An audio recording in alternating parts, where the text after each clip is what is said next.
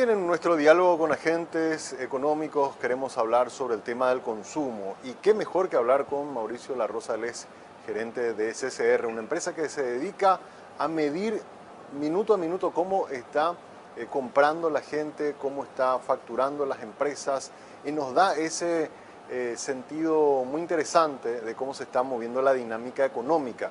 Es por eso que ya está con nosotros Mauricio, a quien saludamos y le agradecemos que nuevamente esté aquí en las pantallas del canal 5 días y hablando con nosotros en Monitor. ¿Cómo te va, Mauricio? Muy buenos días.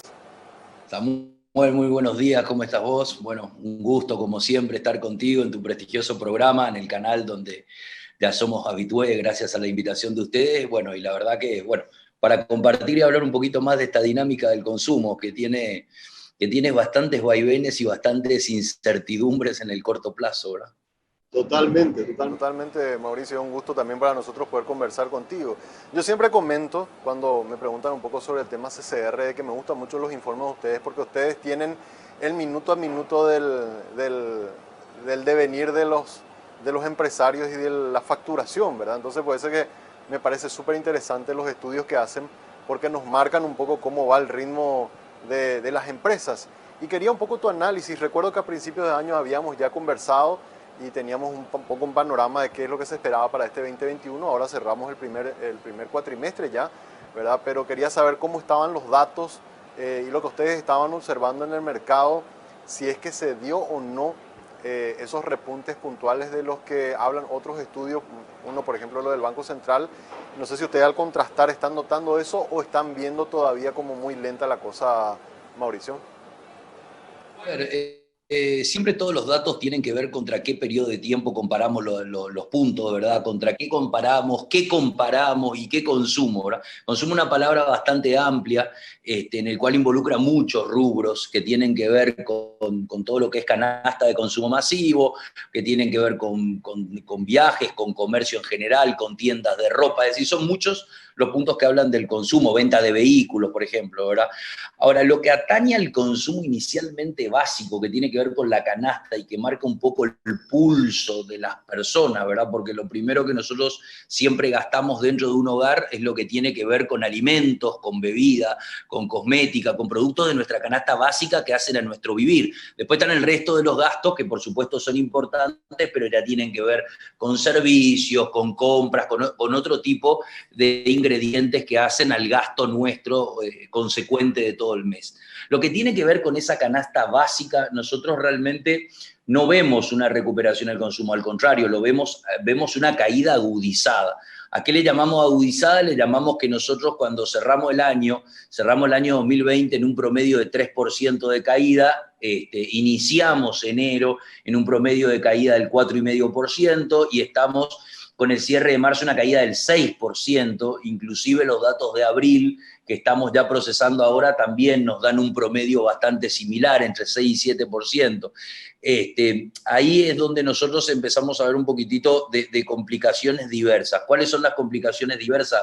Estamos viendo indicadores de desempleo bastante importantes, han salido cifras oficiales que hablan de que se recrudecen esos indicadores, con lo cual eso indirectamente hace que varias cantidades o varios hogares se queden con menores ingresos.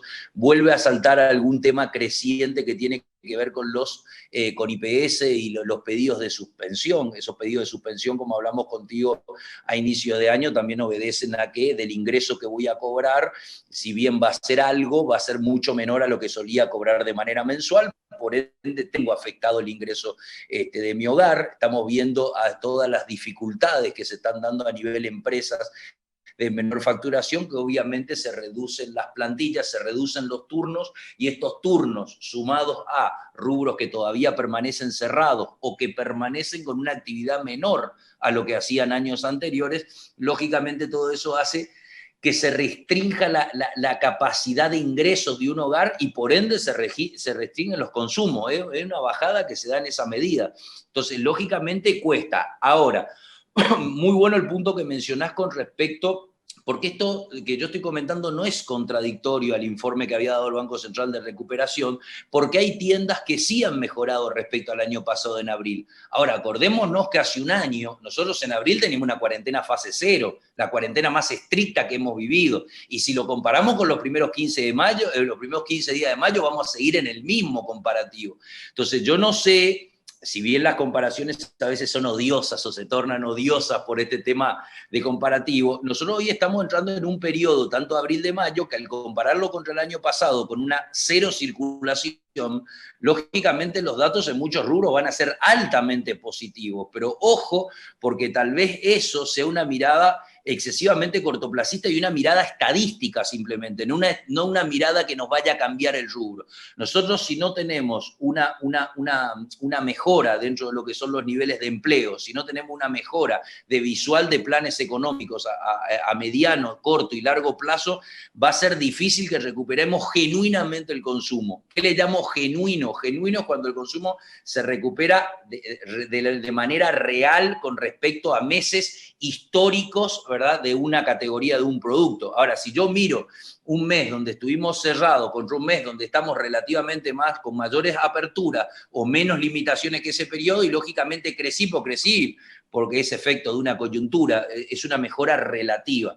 Tendríamos que ver nosotros cómo se va dando esto a partir de junio, donde ya se habían flexibilizado el año pasado todo este tema de la circulación, y ahí tener un parámetro, una vara más real, o si la queremos hacer más real todavía, comparémonos con abril del 2019, que en abril de 2019 estábamos en una relativa estabilidad, por decirlo de alguna manera, para saber cómo éramos en el prepandemia, ¿verdad? Si no, simplemente vamos a entrar ahora ya en comparativo contra meses que fueron más duros desde el punto de vista circulación. Recordemos que la circulación para nosotros es vital en nuestro país porque tenemos mucha gente subempleada que vive de este nivel de ingreso, que vive de la circulación de las personas, y ese es un punto bastante importante dentro de lo que hablamos del consumo, ¿no?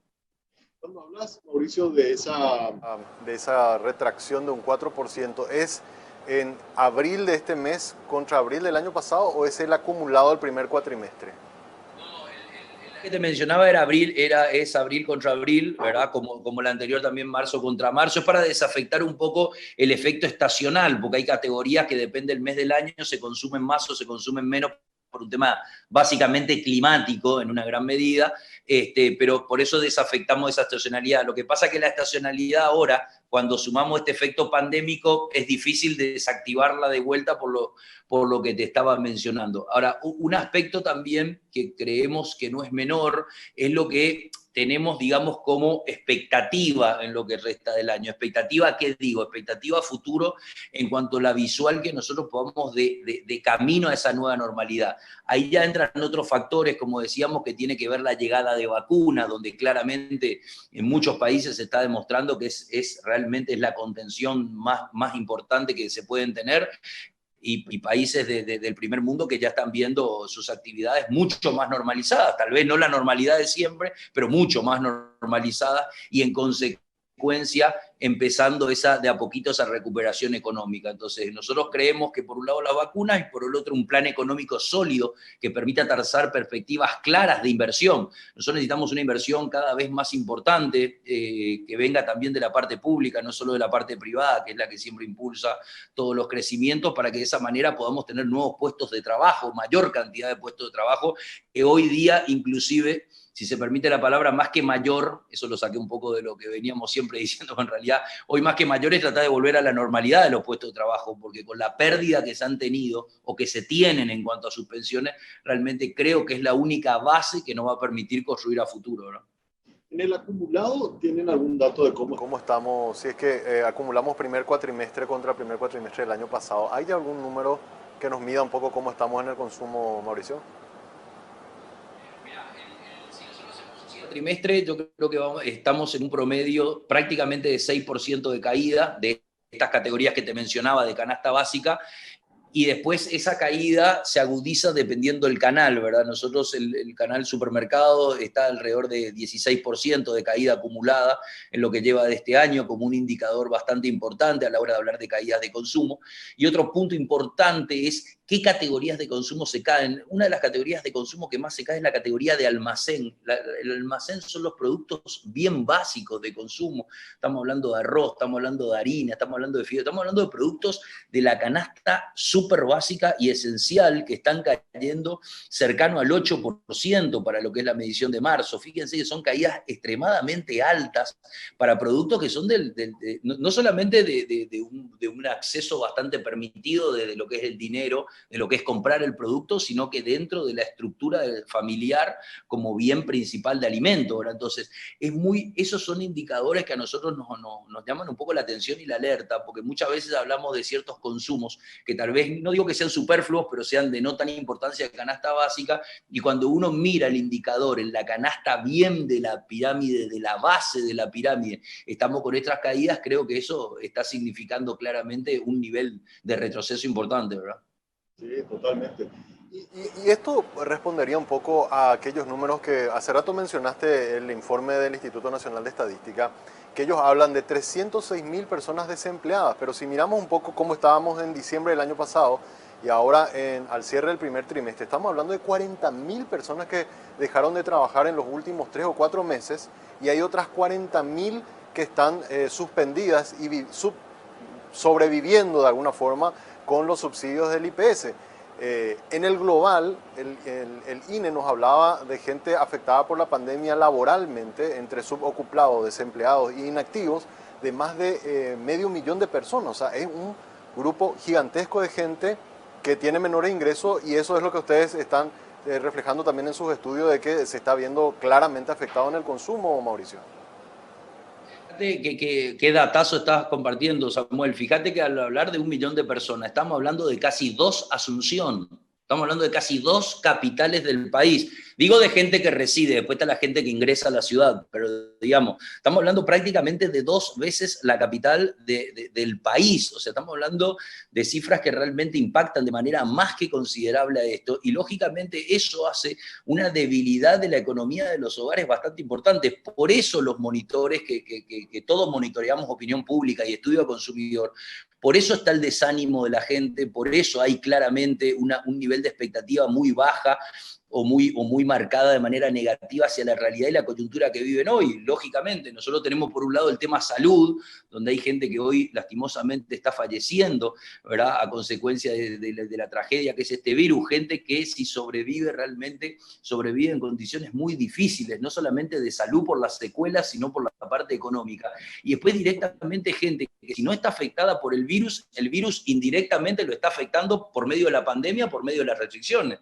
Entonces, hoy tenemos claramente un consumidor o un ciudadano, por decir, porque ya no es un consumidor, es un ciudadano en general, muy afectada con esta realidad y realmente con muy pocas perspectivas de salida, porque lo peor que a uno le podría pensar a esta altura de este año es no tener una visual de los próximos 6 meses, un año optimista. Nosotros lo entendíamos hace un año, porque el mundo hace un año no tenía vacunas, empezaba con los primeros ensayos, no había ninguna perspectiva hacia adelante, porque no sabíamos ni siquiera cómo se había originado el virus. Hoy tenemos ejemplos de países donde sí se van a buen puerto, digamos, con el tema vacunas, mejorando los niveles de a poquito económico, perspectivas.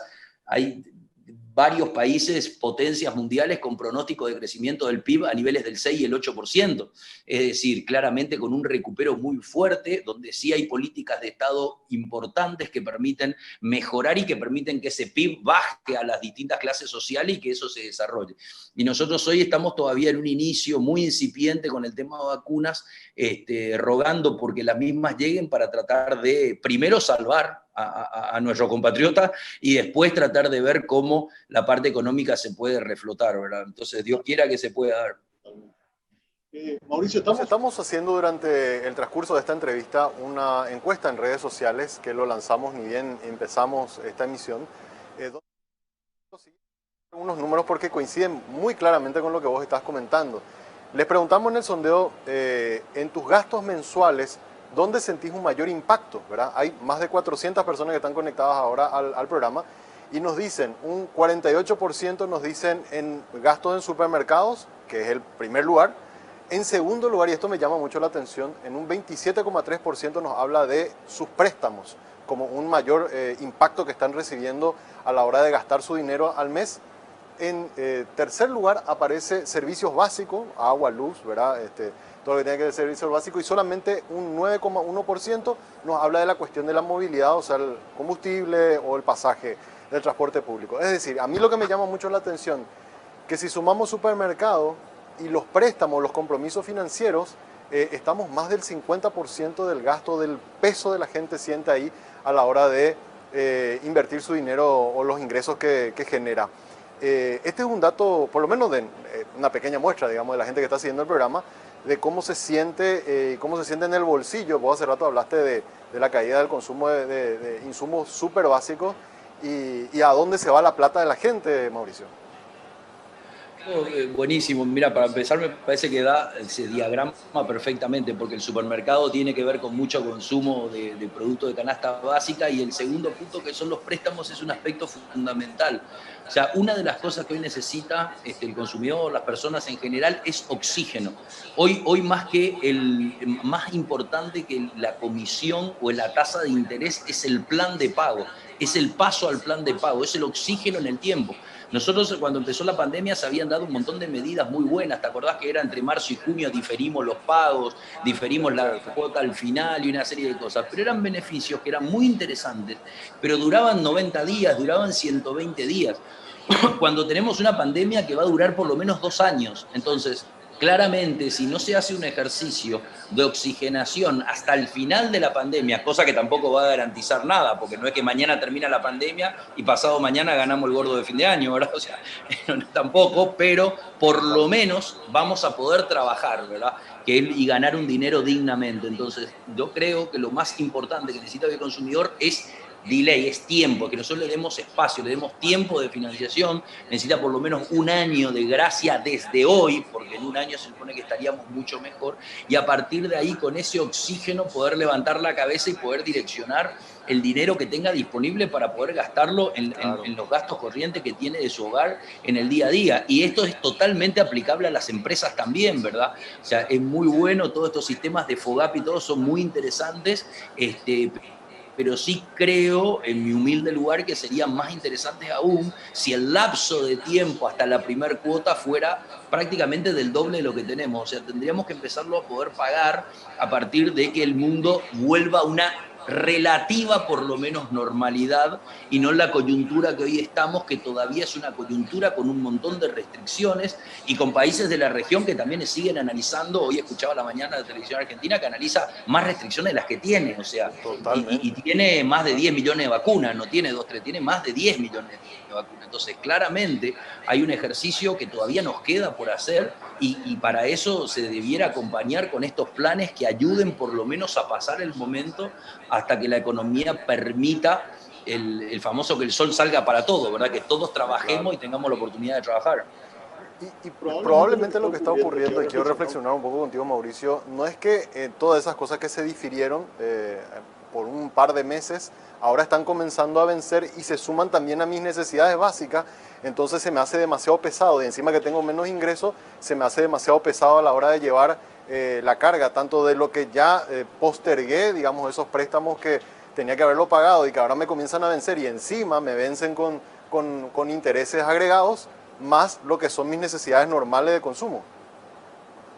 Y ahí es el cóctel complicado. Por eso yo te decía, si yo entiendo, obviamente esto es un negocio y todos tenemos que salir victoriosos. Ahora, hay una realidad. Si nosotros adicionamos esos costos que se adicionan porque se tiene que ser así, pero no tenemos todavía el ingreso de nuestros hogares, lógicamente va a ser imposible de pagar, pero no solamente los préstamos, es imposible de pagar, comprar la canasta básica, ir al supermercado, ir al almacén, a la tienda, es imposible manejarlos.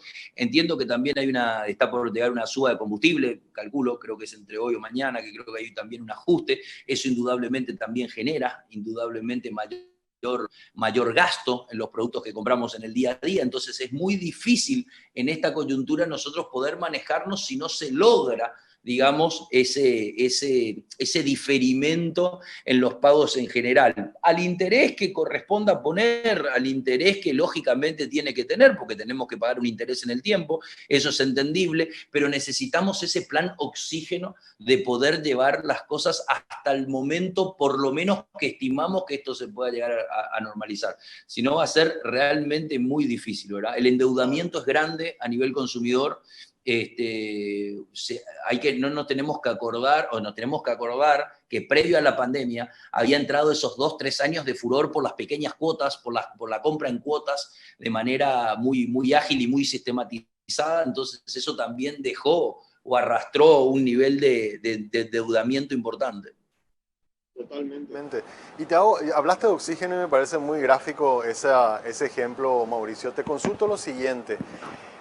Tuvimos semanas de restricciones o semanas en donde cerraban locales a partir de las 8 de la noche. Lo que vimos después, semanas después, fue que eso no ayudó a que bajen los niveles de contagio, ¿verdad? Lastimosamente seguimos teniendo niveles altos de personas fallecidas. Y finalmente en las últimas semanas, ahora que se volvió a reactivar todo, la meseta, como le dicen los médicos, se mantiene siempre dentro de los mismos rangos, pero la economía está como que moviéndose de nuevo. Tuvimos los ejemplos de iniciativas muy interesantes que llevó adelante la municipalidad con sacar a los bares en la calle y que le está generando ingresos interesantes al sector gastronómico, algo que se está replicando ya en San Lorenzo y en algunas ciudades del interior del país. ¿No es quizás ya ahora tiempo de comenzar a pensar en estrategias más inteligentes, más que solamente cerrar, sino hacer respetar los protocolos, sancionar como ocurrió en el caso de algunos bares que no respetaban los protocolos y se les cerró el local, pero a ellos y no al resto, y ir tomando medidas que nos ayuden a mejorar el consumo y seguir cuidándonos también en materia sanitaria? Totalmente de acuerdo. A mí me parece, y celebré la medida, me parece brillante la medida que se ha tomado, ¿verdad?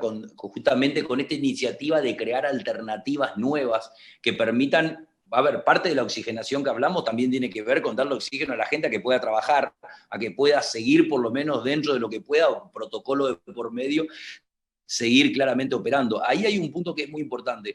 Las medidas tan totalitaristas, las medidas que son tan extremas, en general creo que no son buenas. No porque no se controle a todo el mundo, cosa que sucede, porque no hay capacidad.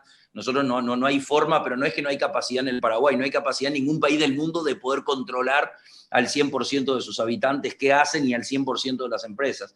Entonces lo que hay que tratar es justamente de estas medidas inteligentes que permiten premiar a la gente que trabaja en las condiciones de salubridad como corresponden y castigar con el cierre a quienes lo incumplieren de alguna manera, ¿verdad? Eso creo que es parte de lo que hay que hacer, porque si nosotros ante el temor lo que hacemos es bajar la persiana de todo el mundo, no solamente que es injusto, sino que estamos condicionando a un montón de personas que de verdad no son las causantes de que el virus se esparza. O sea, justamente está comprobado, y creo que tenemos ejemplos de otros países que también se pueden aplicar, que justamente las medidas inteligentes por rubro, pensadas y estipuladas en cada lugar, son las que funcionan.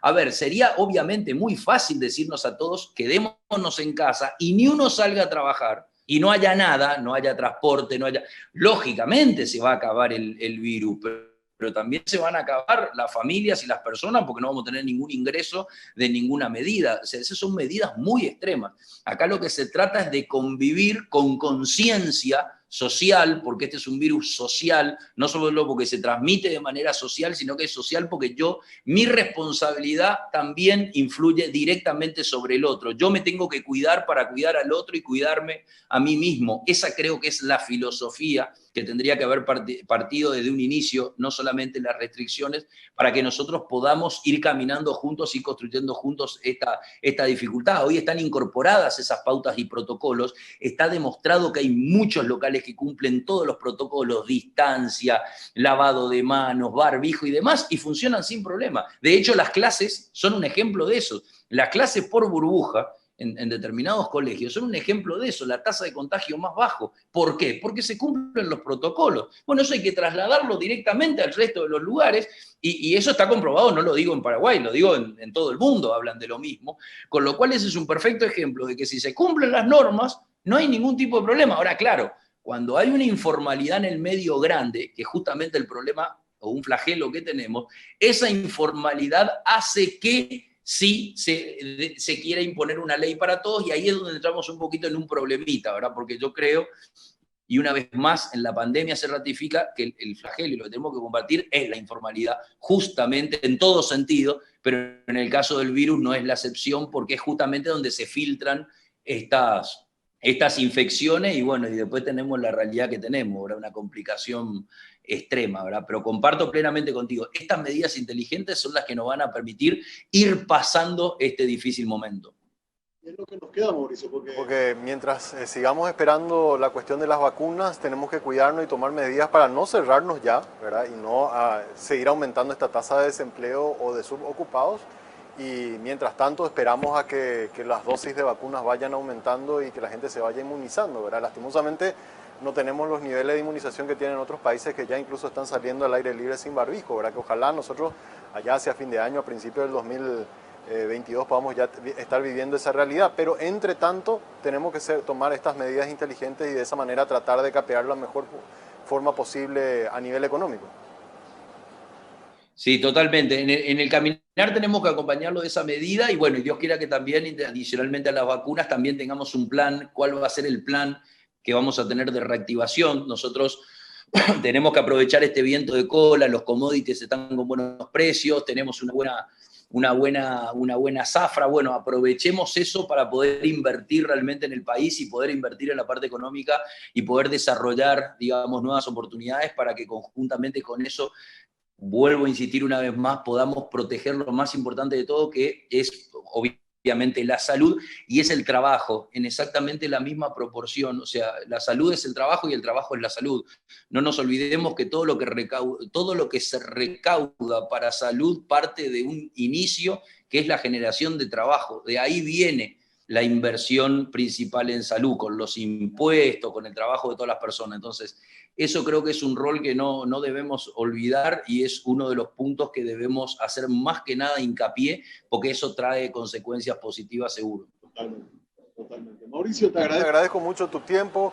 Gracias por compartir con nosotros hoy Monitor Económico. La verdad, es siempre un placer conversar contigo, refrescarnos un poco de los números que ustedes están manejando. Y bueno, seguramente vamos a estar en breve otra vez volviendo a molestarte para seguir teniendo un poco cómo está la medición que hacen ustedes desde la consultora. Siempre un gusto conversar con ustedes, contigo en particular, Samuel, siempre me siento como en casa. Así que bueno, a las órdenes. Dios quiera que la próxima sea para noticias de mejora, de que podamos mostrar que vamos genuinamente creciendo para arriba y mejorando. Ojalá. Ojalá así sea. Gracias. Mauricio La Rosa, así estuvo con nosotros, el gerente general de la consultora CCR, hablando sobre los niveles de consumo al cierre del primer cuatrimestre. Ustedes ya escucharon los números. Y vamos a estar seguramente replicándolo también el día de mañana ya en nuestras versiones impresas y en digital. Ahora es tiempo de hacer una breve pausa. A la vuelta venimos con la parte final del programa.